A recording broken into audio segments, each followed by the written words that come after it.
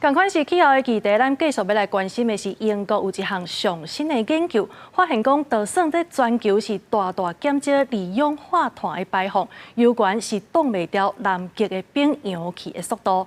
学者就讲，规个冰原要扬起，其实是需要几啊百冬的时间。不过在海面呢，也会渐渐起1米8的悬度。未来人大的所在，甲咱的生活方式，嘛会对咧改变。科学家伫南极冰原收集资料，想要找出减缓大面积冰扬起的危机。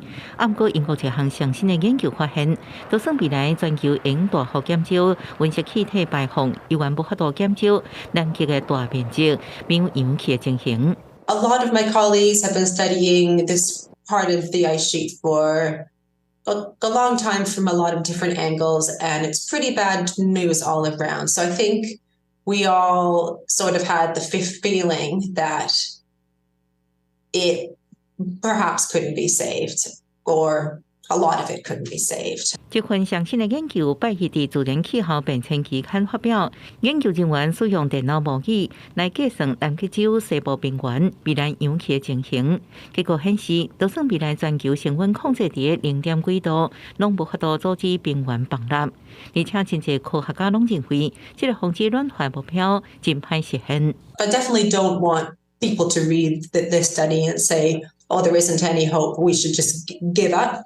Because the West Antarctic, it's not the whole world. There's so many other impacts of climate change that we probably still can avoid, even if this isn't one of them. 这是学者第一摆使用电脑模拟来研究海面下开的温水如何氧化冰原。在四种无同款的情形之下，海洋暖化拢会致使这个区域的冰原注定爱扬起。